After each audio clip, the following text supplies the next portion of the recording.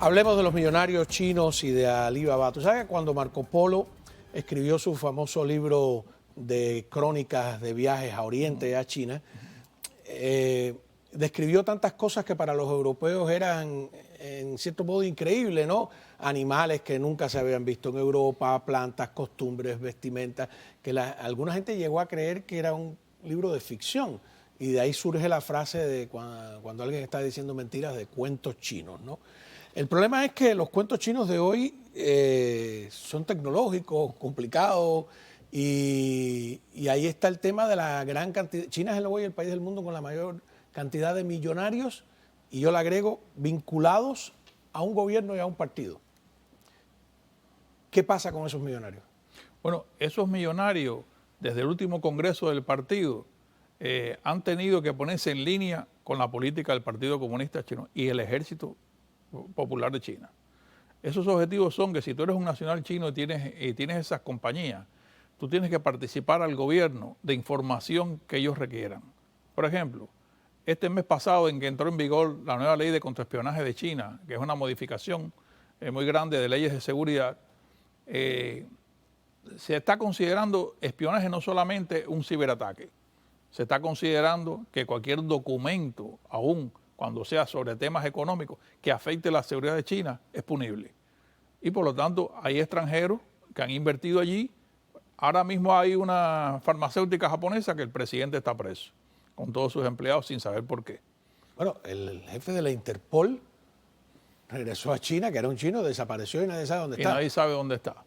De hecho, Jack Ma, el que inventó Alibaba, que su éxito es el gran... Que Alibaba es que como el opina de los chinos. Sí, es un mercado online que fructificó mucho, empezó con cosas muy baratas. ¿Como un Amazon? Es como un Amazon, el hombre se hizo un multibillonario.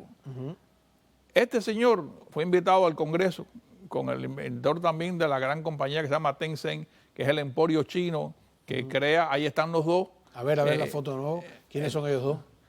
Ahí está Jack Ma y Pony Bo ese, que es el inventor de Tencent. Los dos allí parece que están siendo agasajados, pero realmente el compromiso de estas actividades con los millonarios... Eso es en el Comité Central del Partido, eso ¿no? es que donen millones de dólares para una teoría que tenía Mao Zedong en el 50, que es la riqueza compartida. Porque es que el tejido social chino no irradia a los millonarios tan fácilmente. No es tan fácil. No, en China hay mucha pobreza en el interior. Mucha pobreza y mucha contaminación. A esta gente les han quitado millones de dólares para desarrollos sociales. De hecho, el inventor de Alibaba, cuando estuvo el COVID, él iba a sacar una financiera. Y el Stock Exchange Commission de China le prohibió sacarla y le puso una multa de 25.000 millones. Se cree que este hombre ha perdido como un tercio o más de su riqueza, y lo que hizo prudentemente es autoexiliarse en Japón. Allá se fue con su chef, con su cocinero y con un equipo de seguridad. Se dice que no salía mucho a la calle, sabiendo cómo funcionan los chinos. Actualmente ha regresado, han pasado 3 años, tiene un perfil bastante bajo y tiene que hacerle caso a lo que dice el nuevo dirigente chino. Y como dice Andrés Reinaldo, es el país del mundo con el mayor número de millonarios y ni uno solo es opositor.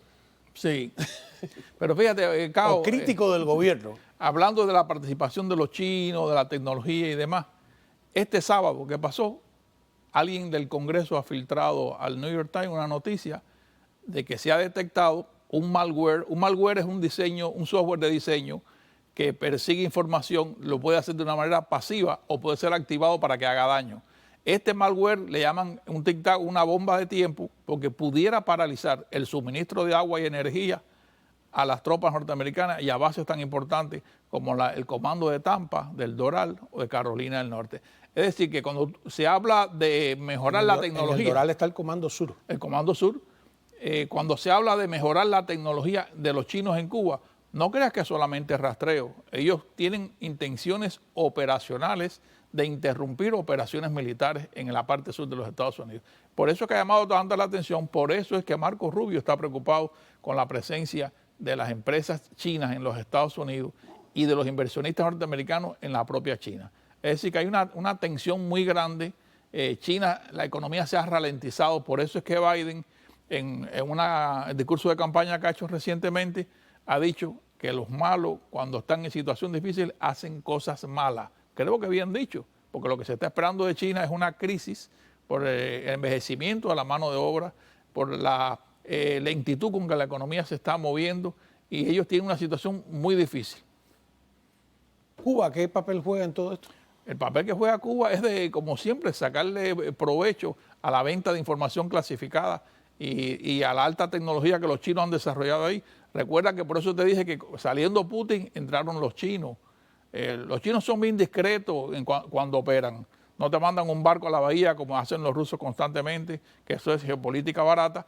Los chinos son mucho más efectivos y por supuesto que no regalan nada, pero deben estar pagándole a Cuba un precio muy bueno por la información que obtienen allí. ¿Lavan dinero? Los chinos desde luego que lavan dinero. De hecho, se detectó hace poco que un individuo que de 40 años, que era un testaferro de los cárteles del narcotráfico, lavó como unos 30 millones de dólares entre el 2008 y el 2019. Un ciudadano chino, el tipo confesó. Fue probado que hacía eso.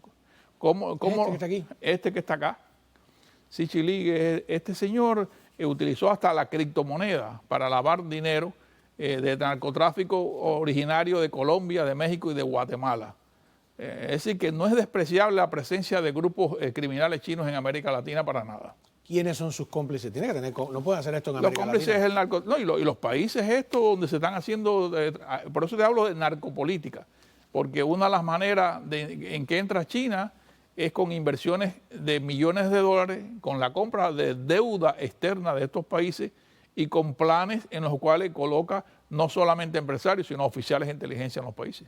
Claro, que eso es lo que hablábamos al principio del caso de Ecuador, que la inocencia, para no ser mal pensado, de muchos medios de prensa que hablan del narcotráfico en Ecuador como si fuera un caso al margen de los estamentos gubernamentales en América, ya no solo del sur, sino en América Central también, cuando hay, como tú dices, una narcopolítica.